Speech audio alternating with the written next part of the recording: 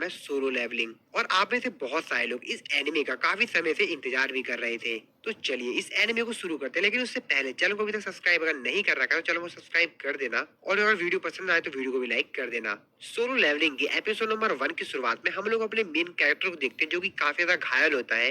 जिसके बाद वो बताता है कि मेरा नाम सांग जिन वू है और मेरी रैंक ई है, यानी कि मैं ई रैंक का हंटर हूँ। और हंटर गिल्ड के अंदर मेरी जो रैंक है वो सबसे लोएस्ट है और मैं सबसे कमजोर हंटर हूँ। और मैंने कभी भी नहीं सोचा था कि मेरे साथ कुछ ऐसा होगा। हाँ, मैंने ऐसा कभी नहीं सोचा था। जिसके बाद यहाँ पर उसके ऊपर काफी सारी चीजें जो यहाँ पर अटैक करती है और इस तरह हमारा ये सीन कट होता है। अगले सीन में हम लोग यहाँ पर एक सिटी को देखते हैं जहाँ पर हमारा मेन कैरेक्टर अभी भी बस से उतरा होता है। जिसके बाद वो बताता है मैं एक ई रैंक का हंटर हूँ। हालांकि मेरे को अपने आप को भी एक हंटर कहते हुए शर्म आती है। मैं काफी ज्यादा कमजोर हूँ और मेरे पास किसी भी प्रकार की कोई भी रीजनरेशन एबिलिटी भी नहीं है। और मैं जितनी बार भी डंजन के अंदर जाता हूँ हर बार घायल होकर ही बाहर आता हूँ और कई बार तो मैं मरते मरते बचा हूँ। और एक हंटर की जो जॉब है वो काफी ज्यादा खतरनाक होती है क्योंकि वो अपनी जिंदगी को दांव पे लगाते हैं। और मैं इसको इसलिए नहीं करता हूँ क्योंकि मेरे को ये पसंद है। जिसके बाद सांग जिन वू एक कंस्ट्रक्शन साइट के पास पहुंचता है। इस कंस्ट्रक्शन साइट पे एक पोर्टल ओपन होता है जिसकी मदद से ये लोग डंजन के अंदर जा सकते हैं और वहाँ पे हंटिंग कर सकते हैं। सांग जिन वू यहाँ पर एक हंटिंग ग्रुप के साथ काम करता है। जिसके बाद हम लोग को बताता है कि वो ये सब कुछ पैसों के लिए करता है। और वो बताता है कि वो उन पैसों से अपनी बीमार माँ के मेडिकल बिल भरता हूँ। तो जो भी मेरे को पैसे हंटर गिल्ड पे करता है मैं उससे अपनी मदर के मेडिकल बिल पे करता हूँ।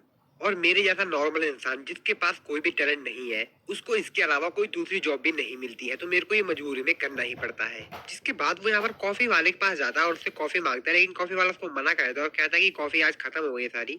सांग जिन वो अपने मन में सोचते हुए कहता है कि आज तो मेरे को कॉफी भी नहीं मिली, लगता है मेरा आज का दिन बहुत ज्यादा बुरा है।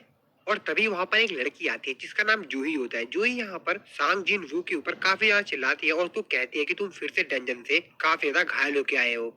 जिसके बाद संग उससे पूछता है और उससे कहता है कि क्या तुम भी हमारे साथ डंजन में जाने वाली हो। जूही उसको बताते है कि हाँ, मैं भी तुम लोगों के साथ डंजन में जाने वाली हूँ। जिसके बाद जूही उससे पूछती है कि मेरे को पहले ये बताओ कि तुम्हारे चेहरे पर ये चोट कैसे लगी। संग उसको कहता है कि मेरे को नहीं पता, शायद ये मेरे को जब मैं हंटिंग कर रहा था तब उसके दौरान मेरे को चोटें लग गई होंगी। जिसके बाद ये दोनों एक जगह पर बैठ के बातें करते हैं। जिसके बाद जूही उससे पूछती है कि अच्छा मेरे को ये बताओ कि आखिरकार ऐसा क्या हुआ था हंटिंग के दौरान कि तुमको इतनी ज्यादा चोटें लग गई। जूही उससे कहती है क्या तुम इतने ज्यादा यहाँ पर घायल हो गए थे कि तुमको हॉस्पिटल जाना पड़ा। संग उसको बताता है कि हाँ बिल्कुल।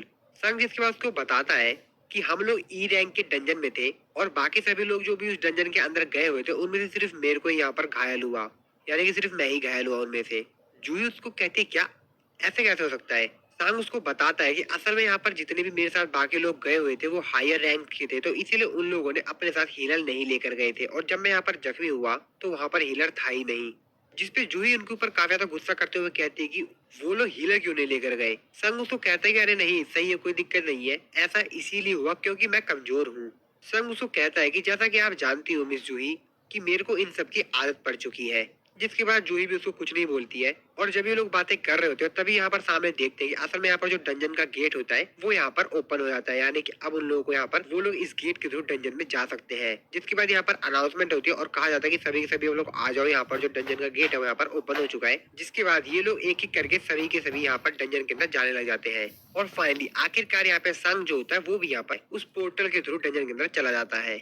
इसके बाद हम लोग यहाँ पर अंदर का सीन देखते हैं जहाँ पर वो लोग काफी ज्यादा देर से चल रहे होते हैं लेकिन वो रास्ता खत्म ही नहीं हो रहा होता है। जहाँ पर वो सभी लोग बातें कर रहे होते हैं और हमको जल्द से जल्द यहाँ पर बॉस को ढूंढ के उसको यहाँ पर खत्म करना होगा। और अगर हम लोग यहाँ पर ऐसा नहीं कर पाते 1 घंटे के अंदर तो यहाँ पर जो पोर्टल है वो बंद हो जाएगा और हम लोग को लगभग 40 मिनट यहाँ पर घूमते हुए हो गया है। जिसपे यहाँ पर जो संग होता है वो यहाँ पर जूही से माफी मांगता है और कहता है कि मेरे को माफ कर देना कि तुम मेरी वजह से यहाँ पर अंदर आ गई और अगर मैं वोट नहीं करता तो हम सभी लोग यहाँ से बाहर चले जाते। जिसपे जूही को कहते हैं कि तुमको परेशान होने की जरूरत नहीं है।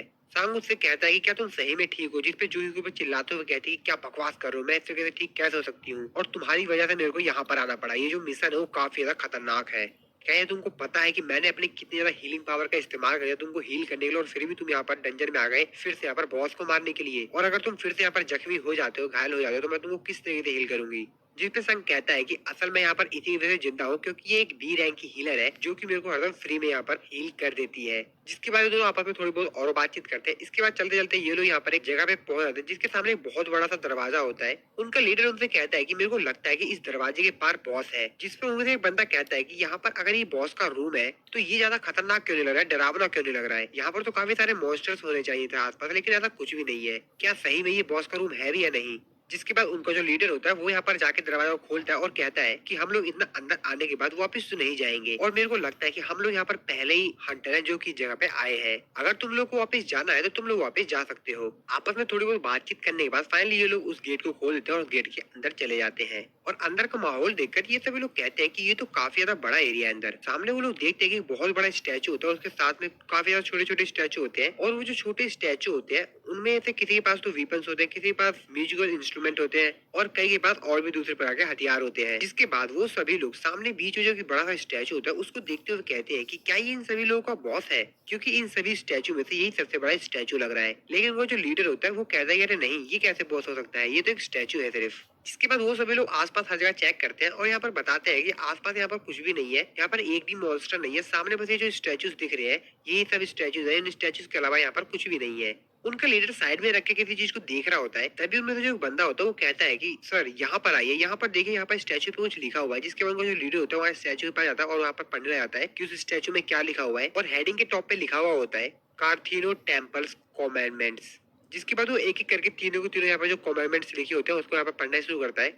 सबसे पहली होती है लॉर्ड की पूजा करो, और दूसरी लिखी होती है लॉर्ड की तारीफ करो, और तीसरी होती है अपने वफादारी को साबित करो। और तभी जूही जो होती है वो सांग से कहती है कि उधर देखो। मेरे को ऐसा क्यों लग रहा है कि वो जो स्टैचू है उसकी आंखें हिल रही है, वो जो बड़ा वाला बॉस है उसकी आंखें। जिस पे संग कहता है कि हाँ, मेरे को तो ऐसा नहीं लग रहा है। और तभी उसको एहसास होता है और कहता है कि मेरे को यहाँ पर कुछ गड़बड़ क्यों लग रहा है। जिसके बाद उनको लीडर बताता है कि असल में इन कमेंटमेंट्स के नीचे लिखा हुआ है कि जो इनको फॉलो नहीं करेगा वो इस रूम से जिंदा वापस बाहर नहीं जा पाएगा। और ऐसा कहने साथ ही यहाँ पर जो दरवाजा होता है वो भी यहाँ पर बंद हो जाता है, जिसको देखकर सभी लोग वहाँ पे काफी ज्यादा घबरा जाते हैं, काफी ज्यादा डर जाते हैं। उनमें से जो एक बंदा होता है वो कहता है कि तुम लोग तो बेमतलब में डर गए, रुको मैं यहाँ पर अभी जाके दरवाजा खोलता हूँ। और वो उन लोगों से कहता है कि यहाँ पर जो भी खजाना वगैरह मिलेगा वो तुम लोग रख लेना, मैं तो बस यहाँ से बाहर जा रहा हूँ। और जैसे वो यहाँ पर जाके गेट को छूता है तभी उनको जो लीडर होता है वो चिल्लाते हुए कहते हैं कि रुको, दरवाजा को गेट मत छूना, वहाँ से पीछे हटो। और तभी हम लोग देखते हैं कि वहाँ पर जो स्टैचू होता है वो यहाँ पर उसके ऊपर एक कुल्हाड़ी चलाता है और उसको मार देता है और फिर से अपने पोजीशन में जाके खड़ा हो जाता है। जिसको देखने के बाद यहाँ पर जितने भी लोग होते हैं वो काफी ज्यादा हैरान होता है, काफी ज्यादा डर जाते हैं, क्योंकि उनमें से जो उनका एक साथी है वो मारा जा चुका है। संग और जिन्हू दोनों दोनों काफी ज्यादा घबरा जाते हैं। जिसपे जिन्हू कहती है कि अगर ये वाला स्टैचू हिल सकता है इसका मतलब यहाँ पर जितने स्टैचू है क्या ये भी हिल सकते हैं।